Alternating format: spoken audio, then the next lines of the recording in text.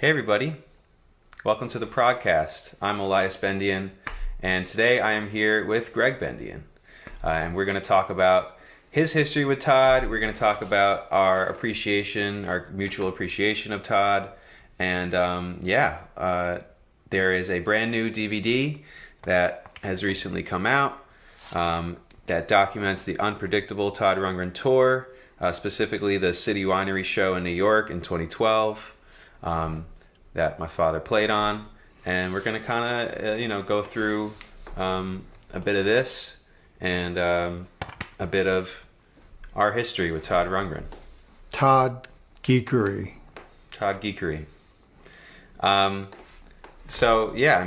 kind of kick things off, what would you say is your earliest introduction to Todd Rundgren's music?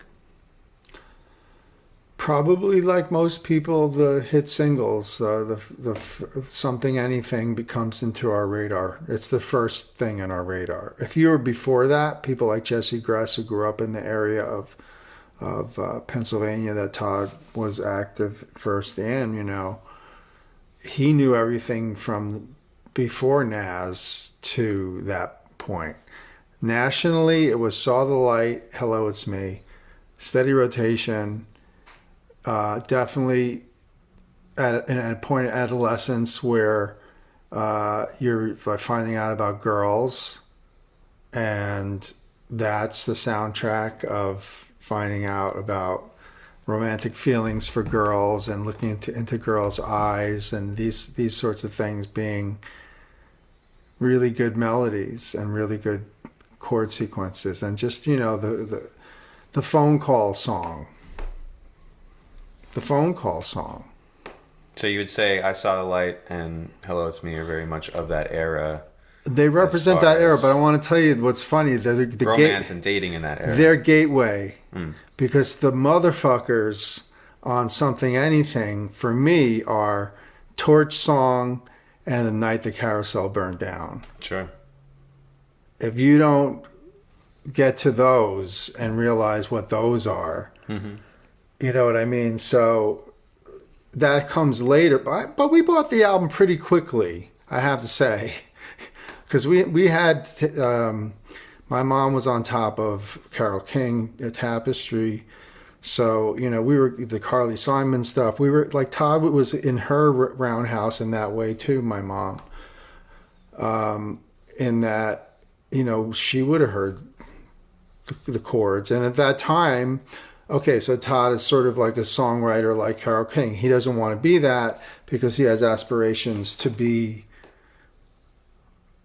a progressive musician who's synthesizing a lot of different genres. R&B, prog rock, jazz rock fusion, Eastern sounds, chanting, things that would have been psychedelic and hypnotic. I mean, he's such an intersection of so many things by the time you get to Wizard and the Todd album. So in real time, it turns out I bought Wizard when it came out. I have the original edging on the cover. The corners of the cover, they're only from a certain pressing. So I have that for some reason. I must have got it when it came out in 72, I think. 73. So by the time I'm in middle school, I'm hearing the first Utopia record with Kevin Elman, who I was very impressed with, how he dealt with Todd's stuff, with the good drum sound, post-Ringo sound, obviously Todd was fond of. But Kevin could play cool parts, and that whole idea of don't you ever learn, having a drum part where it's every time it's da da da dum gum dum gum. It's built into it like almost like a Phil Spector percussion section. So that was the stuff where then I luckily your grandfather took me to see the Faithful tour at Central Park Schaefer Music for $3. And we sat in the balcony, and it was Chasm's first New York City show. And they were playing stuff from Initiation and Faithful. And those were the first Common Man, first Verb to Love, first Cliche, first...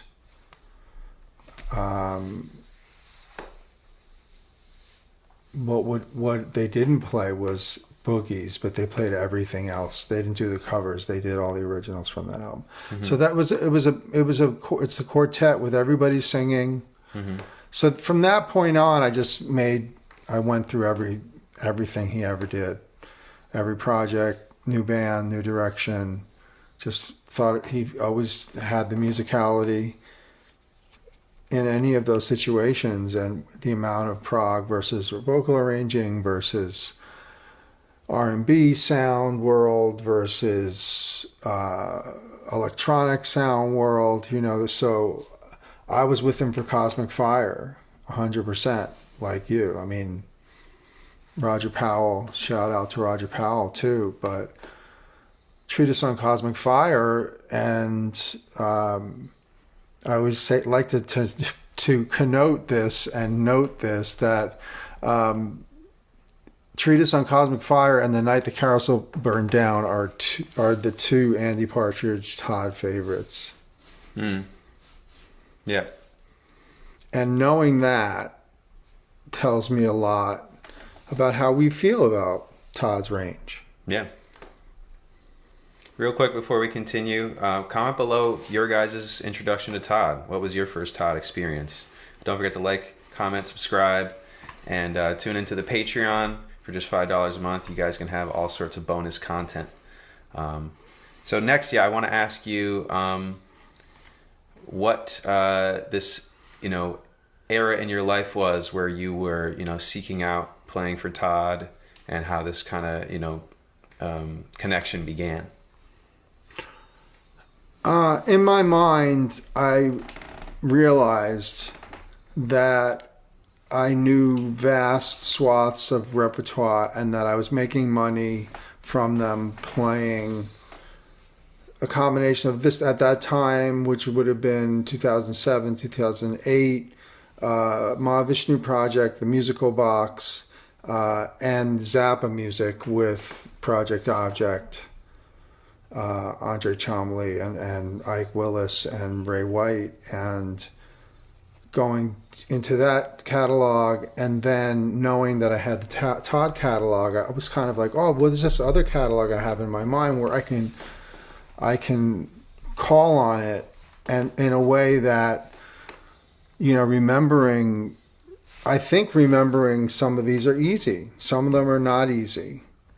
Todd's music it varies in complexity, and sometimes little simple things can become a deal. Yeah. But I would just say that what happened was, while doing those other things, I just had this thought. I really, really would like to, at this time in my life, move into a different period where I could having worked with Jan Hammer. Having worked with people who were my heroes, Todd would be someone I'd really want to work with. And he'd be someone who would have material, he'd have a concept, whatever he was in, you'd be in for that. And so I thought about, who do I know that is working with Todd? And it was... at that time, I think our manager knew Mary Lou Arnold, who was managing all of Todd's stuff. You know what I mean when I say generally managing everything, but other people doing stuff with him. And she turns out, married to Jesse Gress in 2000, when Richard Leo Johnson and I were opening for the Tony Levin Waters of Even band. The first Tony Levin tour, first 10 shows was me and Richard opening with our too much gear for two people, but trying to make up for being two people. And the beginning of my playing with Richard, this is before Charlie Shoe, but playing consistent shows with the Tony Levin Band, and then playing opening for King Crimson for the Construction of Light. So, back to 2000, it's around that time. You had met Jesse. Jesse was touring with Tony Levin, we Levin. hung out and we talked about Todd, and I recognized him from Second Wind. I recognized him from when he became the Todd guitarist on the Second Wind tour, when Prairie came on drums. Right. So it was like 91, I think. So that's how far back I had gone. I knew Jesse for 10 years before I met him. Yeah. I knew him on stage with Todd, and I knew he was Todd's guitar player, and he was a big part of the band. And so when I saw him with Tony Levin, I was kind of starstruck. And it turns out he was super cool talking about Todd, and then he remembered me, and then he was excited that I was doing the Mahavishnu Project. He wanted me to come meet Todd. And so that went on for a while, 4, 5, 6 times meeting Todd, but every time letting him know, if you ever need someone who knows your entire catalog, please think of me. Yeah. And so that went on for a while until I finally got a phone call from Mary Lou asking, are you available to play with Todd at the City Winery? This series of 5 dates over 2 weeks span or something. But the final one being streamed and recorded for release. And I said, yes, I'm so grateful to Jesse and to you and for getting me this opportunity. And she said, oh, no, I had nothing to do with it. Todd called me and he said, get me Gregg Bendian. He knows my entire catalog. So, he was taking note, shall we say. Because, that's always been the way of how I found my way to anybody, was Cecil Taylor being able to say with confidence, I think I could play something interesting in your music. And when they hear that, and they know that's the language, that's what you're doing. It's like, hey, if you need help doing what you're doing, it's like what Scott does with Terry and NRBQ. It's just like we're here for that endeavor. So this is from the first batch of times you played with Todd, then? Yeah, the first time was at Iridium with the Les Paul Trio on one of the Monday night things. Jesse was MDing. I forgot about that. Yeah. And so we played with Gary U.S. Bonds. Gary U.S. Bonds that night jumped on stage. We did something with him and Todd. Yeah. We did Wouldn't Have Made Any Difference in the bossa style. There was really it was great because it was specifically with a twist gig. It was not Jesse. I think Jesse played a plugged in acoustic. And it was beautiful because I got to play all the maraca parts and the brushes parts on those sambas and those bossa beats. Yeah. And so we did that kind of arrangement of any of those songs. Wouldn't Have Made Any Difference. What's the other one?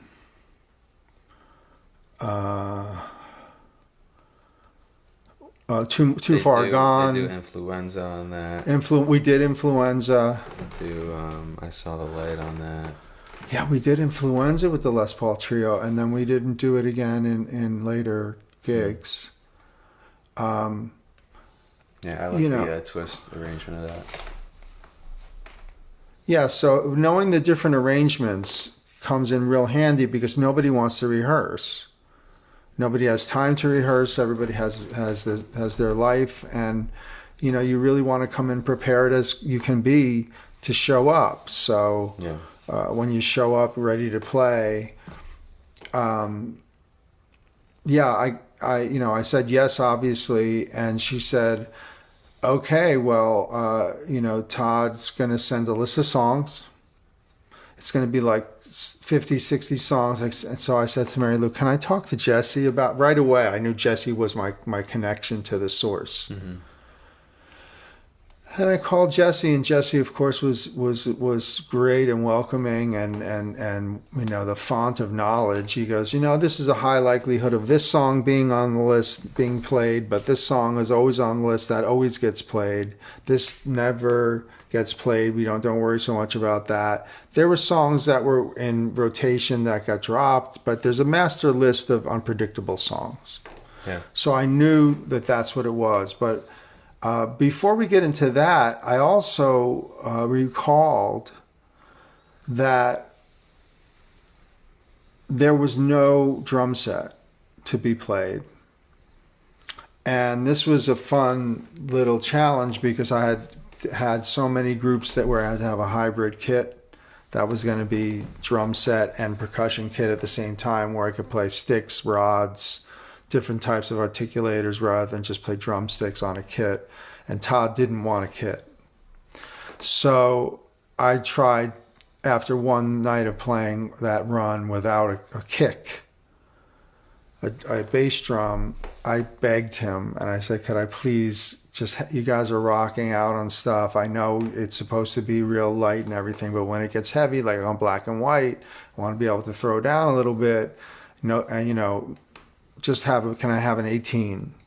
So I got the 18. I had my snare. I had light hats. I had basically a tiny crash as a ride because I wanted my ride signature to be really small in the sound spectrum, but I wanted to have some washy kind of what would have been psych kind of ride, reference. Mm-hmm. And then I had the frame drums. I had a doumbek mounted. I had a tambourine mounted. I had a bell tree on a table, and I wanted to orchestrate. I had bongos on the side here for the wheel. Mm-hmm. And I had an idea of what, if he goes to that song, what will my setup be? Mm-hmm. So without rehearsal, you're already talking to Jesse. You're already getting an idea of what you should be thinking about. And just like, Zappa had Keneally and those guys in '88 memorized over 240 songs. This was nothing. And, I knew most of the songs. It was just some of the songs I had to learn that were covers. Mm-hmm. To learn. We didn't do it on this tour, but on this run, but, we did Incense and Peppermints, which is a delightful song to play and fun and of its moment and also just crazily timeless. But at the same time, all of the cover stuff has tremendous meaning to Todd. And he has a lot of fun choosing what the covers are and then what he's going to do from his catalog. Okay, so let's run through the track list a little bit, if we might. If that's cool. We have, how many? So we have 21 songs that made it to the DVD. Some of them are, I think, longtime classics, longtime favorites of yours and I's. Some of them are deep cuts. Some of them are songs we didn't even think Todd really cared about or knew, I guess, of or enjoyed so much. We'll put it that way, right? But yeah, there's a lot of fun stuff. Was this the order, or is this ordered for? It literally is the order. This is the order? Okay. It literally I didn't is recall. the sequence of songs. But opening with Lisa Strada interesting strategy, I think. Well, it's always a good thing to call for No War, but it's a good, fun opening song. It gets things going, good energy, and it's a rocker. Yeah. Like getting to play Todd rockers are kind of like they're special rockers. Any of those, Black Mariah, getting to play those songs, Trapped. It's such an incredible experience to be in that energy. Yeah. And then I don't want to tie you down. Interesting second pick as well, because it really brings it, back for a minute. But that's a very, soulful cut from Wizard. And Wizard was my, first Todd, I think, love. Was it? As a kid. Was it? Yeah, that was the first like project that I just couldn't get enough of. I would just keep going, and I didn't realize until later that some of those are arrangements or covers of other things. Of other songs. Interesting. Okay, so that was my first experience of that particular song, was Todd's version. That's right. And when he did it at that point, it was sort of like, whoa, where's that? But he had these, I call them mood pieces. It's like, well, that's one of those mood pieces, where like Wailing Wall, where it's just like the mood is so heavy that you just can't deny it. He's able to accomplish that. So being around a musician like that who can like lay down vibes just so affirmatively and be able to have a message. That was always an attraction. So being part of that on and off as I have for the last 12 years now, I think it is, it's always something that's a pleasure when it happens. And I've gotten to do pretty much my wish list of Todd songs. So there's a few that I haven't gotten to do with him that would be fun to do. But the idea of he being open to his catalog, I should say that that this period, talking about periods of time, this period of time, which is the early part of the 2000s or the mid, she said 2012. Jesse is the conduit, and I can't say enough about that in terms of, he'll get you comps to the show so you can come and hear the new version of the song, and then you hear how they're playing it, what tempo they're playing it at now, because it's always a big issue, with vocal music in general, and Todd for sure is the tempo. And where he wants the tempo to be, and there's always a learning curve, I think, in getting to feel the music the way that Prairie felt it, and then finding a way to navigate it in a reductive way, but in a slightly more orchestral way, if I could get away with it. Right. Now, that's a funny story because Todd got mad at me because I showed up for one of the nights with a couple of small toms. And he said, "Gregg, I told you no toms." I said, "Understood, Todd." And it was... no rack toms.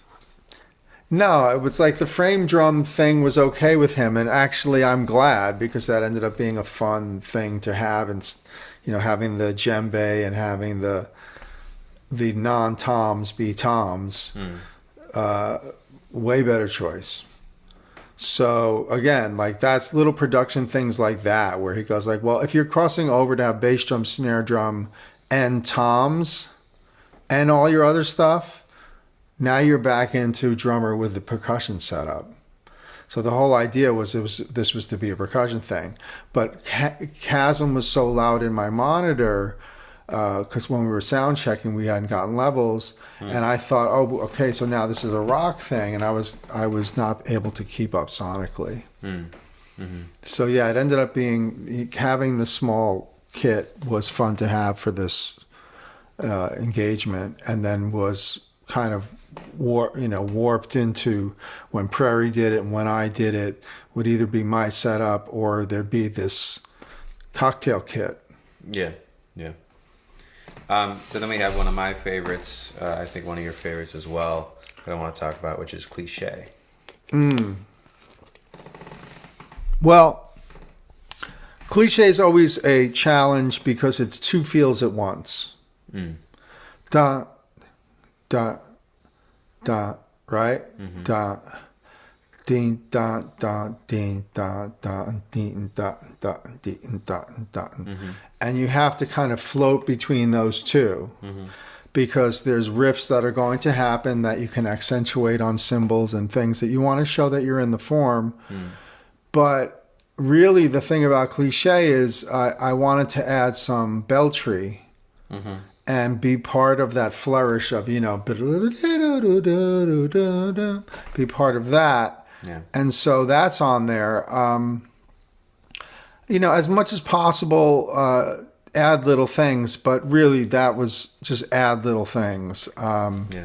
And he was fine with that. And whenever he wasn't fine with something, he would let you know. Yeah.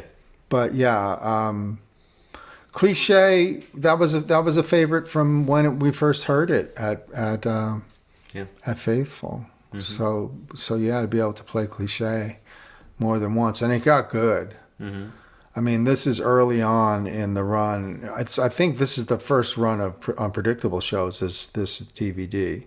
So it's kind of an interesting, anniversary of sorts, because that became a whole thing of, what are his fun little tunes. Like he wants to do Determination as a sit-down sort of folk rocker kind of thing. And that, to me, it was so hard to contain because everybody gets so excited playing Determination. Yeah. So I'm like longing for a real drum set for that. And it's a funny way to be, because now you have to rethink what your part is. Just like it playing Lisa Strada was never played on that percussion kit before. Right. So just imagining how you're going to do that effectively, and given the constraints. And I love the idea of constraints. Yeah. I love the idea. general, As you know, I'm a fan of the constricted options in terms of setups. Yeah. And then we already kind of talked about it, but Black and White, more rocker. And I know that was, something you kind of already touched on, of like the balance, working with that constraint, still making it sound, heavy or energetic, we'll say. Yeah, Black and White's not a nice song. It's Black and White is punk in a way. And so Black and White's important, Trapped is important in those terms. And when you're in that part of Todd's universe, yeah, you want to be able to throw down. So this was an interesting, I was kind of the one left kind of dangling between two worlds of it being, oh no, I know it's going to be the bossa version of Wouldn't Have Made Any Difference, or it's going to be the bossa version of, what's the one that we do on there that's bossa? Wouldn't Have Made Any Difference? Oh, that might be bossa style, right? Oh, always bossa style. At that point, I've only done it non-bossa maybe once. Okay. So yeah, the certain pieces made the transition to bossa in Todd World and stayed there. Right.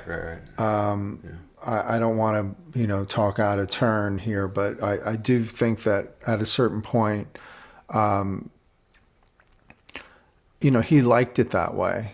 He liked a song a certain way and had heard it enough the other way, and it made sense to us. Yeah. Live arrangements, when you're playing for that long and you're having as long of a career as Todd has, I understand that for sure. Compassion is, I think, a bit of an underrated, at least these days, Todd song. Well, as we always jokingly say, not over here. Right. Like over, other places maybe, but I don't know that place, because like for us, Compassion is very important. It became a real arrangement, became a real Motown arrangement live, where it really comes down during the vamp out, and then he gives a cue and you go to this, blowout for the ending. Yeah. With him playing, I'm glad you brought that up, because that's the staging you can see on this DVD Blu-ray, is that he's facing me, Todd, playing the piano keyboard and singing into a microphone while he's facing me. And I have a monitor over here with everything, but he's loud singing to me acoustically. The power of his vocal during Compassion, just live from literally where, like 4 feet, like just a few more feet from here to here, how loud he was singing into my face. It was hilarious. Yeah. The power. Yeah. Too Far Gone. Another, beautiful piano one. He was sitting down right for that. I had a percussion arrangement for that, which I tried to adhere to, but I have a mistake. But I did try to have triangle. Yeah, I was gonna say that's an important one for little percussion stuff. Little percussion stuff. Yeah. Wouldn't have made any difference. I'm hearing it now in my head. Right, you were with a twist on that now. Love of the Common Man. One of everybody's favorites, I think. Yeah, if you stay on hi-hat and bass drum and snare and ride bass drum and snare for that, and just keep your fills to a minimum. I mean that was that's just always fun to play. It's just such a crowd pleaser, and it's just so much fun. And of course, it featured Jesse, which was always a treat for people to hear Jesse play that famous guitar solo feature. Right. I saw the light early. Okay. Is that? But that's bossa. Yeah, it is bossa. It was late last night. And then you get a couple covers before you go into a song that you and Jesse had not previously heard of. Oh, that's very nice of you to bring that up. I really appreciate you producing the shit out of this. Yeah, no, this is a true story. Being careful what you wish for, because being the guy who said repeatedly to Todd, "I know all of your catalog," and then having a Utopia song be suddenly not on the list, because it had, God knows, had I been given previous notice. But folks, this is how unpredictable the show was. He and Chasm just started playing "There Goes My Inspiration," which I didn't know at the time because I hadn't followed that particular Utopia album. I was in Jazzland. I can plead the fifth. I can plead ignorance. But Jesse panicked, and then I knew I was fucked. Because Jesse didn't know either, and he looks at me like with this look of terror. And we just had this moment where now I just love that. I love that moment, and we laugh about it, and there it is. And then we figured out where we were supposed to be in the song. But it was like, nope, Jesse didn't hear that Utopia record either. There Goes My Inspiration. And there goes my, this is a Chasm joint, I think. Okay. Yeah.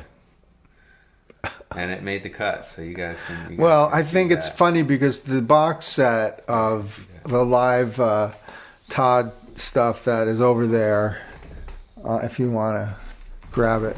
But that has the 7 rays where Todd gets lost on what the attributes were for each of the rays, and he just starts laughing, and he released that on this, and I just love that he did that, and that. It's the thing that happens. Like when you buy into spontaneity, you accept that there will be some messiness. Mm-hmm.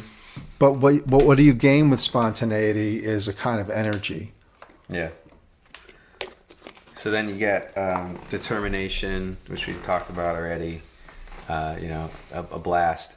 That's what record is that on? That's later, right? Isn't that Tortured Artist? Oh. Yeah, maybe. Okay. It feels like later in his discog, but I feel like generally people still... That's where he plays all the instruments. No, it is earlier, isn't it? Tell me if I'm wrong. Oh, no, it's Hermit? Really? It's Hermit? Yeah, it's Hermit.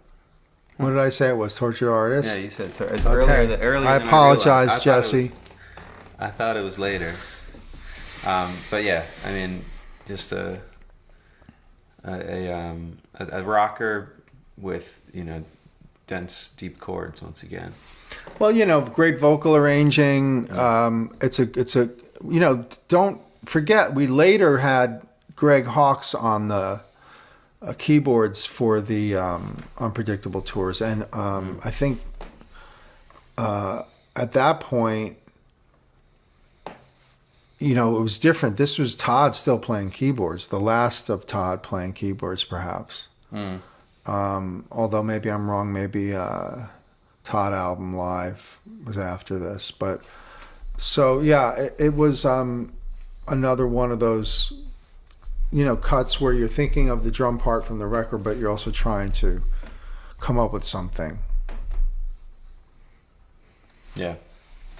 And then you kind of have your crowd participation, kind of closing songs with The Wheel and One World. Songs that I guess are for the, the 70s, babies, right? A bit. Well, no, I mean, I don't know. One World is a Utopia track. Yeah. And The Wheel was a concert staple for Utopia. Yeah, of course. But I tried to, because we also had Dream Goes On Forever in there. And so I kept the bongos, and the bongos became part of the setup that Prairie used after. So at a certain point, the orchestrations were just be ready to be able to go there, so that you don't have to necessarily do side stick for, Dream Goes On Forever, or cop to a beat. You could actually play a different zone. But yeah, I mean, that's the full set list as is on the DVD. But I also just want to talk about a little bit about Todd's replay value in his discography. The fact that this selection of songs, right, works so well so long after their origin, and even through different arrangements, even through different iterations, just the fact that you don't get tired of these songs, I think, is something to really be noted. When I listen to his music, I can revisit recent stuff, I can revisit Global, I can revisit State, and still find State's a enjoyment, motherfucker. find stuff to enjoy, find stuff to analyze. But just the range and replay value of Todd's music is truly remarkable. State has Up in Smoke, right? Mm-hmm. Come on. Yeah. I mean, you're talking about Todd's depth of his reach of the situation, and you look at a piece like Courage, and then you look at a piece like Up in Smoke, and you just go, yeah, he captured it. So when you have that as your sort of North Star, you try to capture these things. I was remembering, so many memories, but I was remembering reading in Cream magazine, people will know of a certain age that, Todd was Todd. Todd wasn't Todd Rundgren necessarily. Todd was Todd. There's covers of Cream magazine where it's like Jimi Hendrix, Genesis, Todd, Yes, Gentle Giant. And then it would be like him talking about his philosophy and him talking about his travels around the world, because around that time he had been traveling because of initiation was coming. Mm-hmm. So, he was someone that you could follow in the press of what we had for music mags. We had so little. Mm-hmm. I constantly tell him that. It's like, you don't realize we had nothing. You have the freaking internet. Well, but you had this on the radio, though. So we had the radio. That's the trade-off. The trade-off was we had real radio. Yeah. This was our pop music on the radio. Gentle Giant Freehand was in steady rotation on NEW. Yeah. And just knowing that Todd cared about Giant, and knowing that Todd cared about Queen, and Todd cared about all the hippest people, and had his own thing. Mm-hmm. Incredibly inspiring to anybody that's trying to do their own thing. So, getting to play his music with him, and that energy that he brings to it, that is, there's a real funkiness to Todd, and in that sense where you really want to be able to groove with him, because that's where his voice, I think, sits so well in the music. And if you've seen any of the interviews I've done with him about prog, but also about vocal arranging, which I also interviewed Michelle Rundgren and Kazma Sultan and Mary Lou, were also, people that could talk about Todd as a vocal arranger. And I think that, the fact that he did the vocal arranging for Bat Out of Hell, and that, he did can come up with vocal background vocals for anything. Yeah. And seeing him really, I couldn't participate. I mean, I had sung Phil's high parts for the musical box, but I wasn't asked to sing for Todd's music. But Jesse and Todd and everybody, they had to sing. And if they didn't sing the background parts correctly, they heard about it. But that's just because that was a big part of the music. The vocal arranging was as important as the drum part was as important as the bass part. Yeah. Yeah. Yeah, we just saw Todd, last month, right? Doing the Burt Bacharach catalog. Right. And,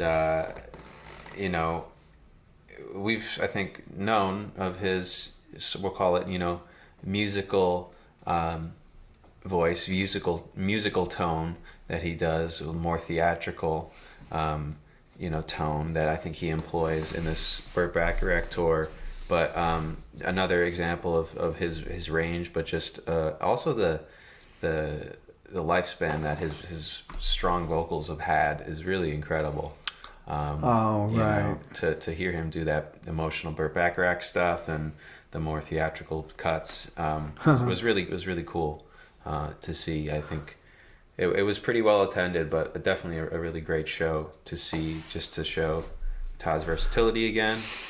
But yeah, his vocal prowess. Yeah, it really is something when you know what a real singer sounds like. You have a lot of trouble with people who don't sing that well, and don't yourself pretend to be a significant singer other than I can hit certain notes in certain parts, and I'll do that for you. But yeah, I mean, that a singer like that. Who can command a song. Yeah. Command a song. Right. Deliver the song. Yeah. That's beyond, and the human voice. And so, I love his guitar playing. And there are gigs that we did where he played a lot of guitar, and those have been amazing. Because he plays the hell out of it, and it's great. Foamy. Yeah, when Foamy was around, and then I think, we did gigs without Foamy. Mm-hmm. So, the guitar playing, always a pleasure. Buffalo Grass, got to do that a lot. Yeah. I don't know. That's a little past the average Todd fan's, I guess, listening history at that point. That's one long year, right? Buffalo Grass. Yeah. Yeah. I think it became a live classic, but I think it probably was initially overlooked, right? Well, it comes out around the time of Liars, I believe, and so Liars becomes the focus because it's played on the Liars tour. Right. But it's at least a couple years after Liars. No, it's played during the Liars tour, so one long year. Anyway, the idea of that whole period too of Past being now in the set list, and that I got to play Past with Todd playing piano, and that got documented because Past is such a heavy song. Yeah, and remembering that Jesse had. All right, Liars is after because it's like 2004 and Long Year's like 2001, right? Something like that. Well, there you go. But anyway, go ahead. So that was one where I looked to Jesse for the cue. Jesse was my angel in having when the drum cue would go because that could only happen once in a certain number part of certain repeat. And that was the way it had to be. And then when you can hear it, it doesn't have to be cued. That's always where it is. Yeah. But at that time, you're so nervous that you're hoping you don't jump the gun on a cue. And then he gives the cue, he gives you the pre-cue, and I hear it's coming around. Yeah. Bless Jesse Grass. Yeah. Yeah, he had to do organ parts on 96 Tears on his guitar because we didn't have keyboards, and we're doing 96 Tears. He did the Farfisa organ, whatever the hell that is, on his guitar. Right. You know, he was multitasking, amazing, and in so many ways you can't do the Unpredictable tour without Chasm and Jesse. Yeah. You know, and it's so difficult because it's so many songs that you didn't have to learn that you just knew. And then you'd learn a certain percentage of songs. So it did pay off that you knew the vast catalog, even though you got caught on the carpet for it. But the idea of just that many songs being in play, sure. I mean, how many hundreds of songs do you think NRBQ has in play right now? Yeah. Yeah, it is pretty crazy. But great to have an ensemble that can handle it, you know. That's the thing. You want to be that ensemble. You want to be that. Yeah. You want to be, like I say, the Musical Box Mahavishnu Project, Project Object. You want to be the keeper of that repertoire to the best of your ability. Mm-hmm. And you may win and you may lose and you may triumph and you may fail, but it's really, that was the thing. Like Jesse was always noticeably into it and also noticeably helpful to the other players, and then also really rightfully fearful of incurring Todd's wrath for whatever it would be to do with the guitar volume or pedals or whatever it would be. But Todd, of course, he knew what a genius Jesse was. And so, would often call on Jesse and say, is it this? I used to have the fingering, what is this? And they had a really good relationship in terms of Todd being comfortable to go to Jesse and just go, look, remind me of what this was. Or Jesse would say, Todd, no, it's this. And so that was really cool to witness that. Yeah. So, again, Jesse was a custodian of music. Mm-hmm. Mm-hmm. Well, thank you so much for having this discussion, having this sit down. As you guys can see, this is a bit of a different setup for the podcast today. But as always, we appreciate you guys watching, and we appreciate you guys liking, commenting, subscribing, all the stuff we said at the beginning. And definitely check this DVD out if you guys still have those Blu-ray players, those DVD players. But there's bonus, of course, and there's lots of fun stuff. And you can see my dad in action playing with the great Todd Rundgren. So, yeah. And it's great to have OLIAS Bendian, has been a producer of the program and a helpful ear and mind in getting this thing to be maintained the way that it has been. And, of course, Matt Stober on edits and keeping everything running.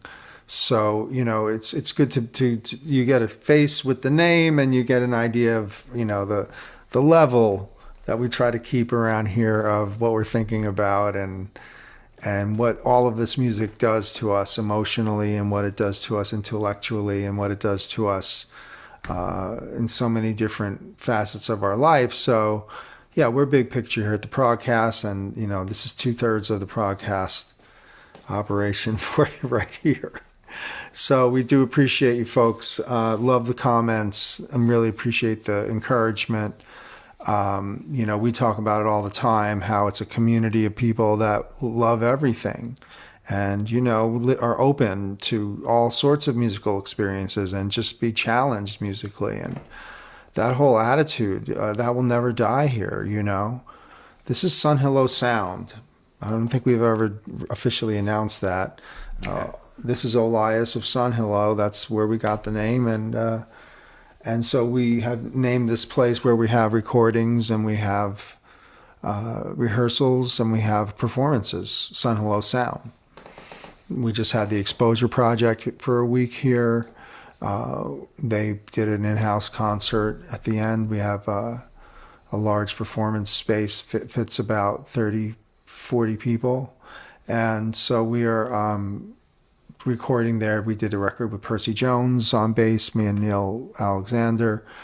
So yeah, as a kind of a sidebar welcome to everyone. This is the setup where I've been doing episodes, but now it's really become Sun Hill. We're up on a hill in Emerson, New Jersey, and it's really very cool energy, north, south, east, west, and a really nice flow. Good creative place. So bands have been coming here to rehearse, and there are going to be more concerts coming here, and so it's a way of expanding one's appreciation, service to the music. Yeah, so stay tuned and tune in. And where can people, keep up to date with you? Well, you can always hit me on bendianmusic.com, and then there's greggbendian.bandcamp.com and gbendian@gmail.com. So, those and your Facebook. And then Facebook, I'm always on Facebook, yeah. So my socials are happening, but yeah. Yeah, stay tuned and tune in. Thanks, guys.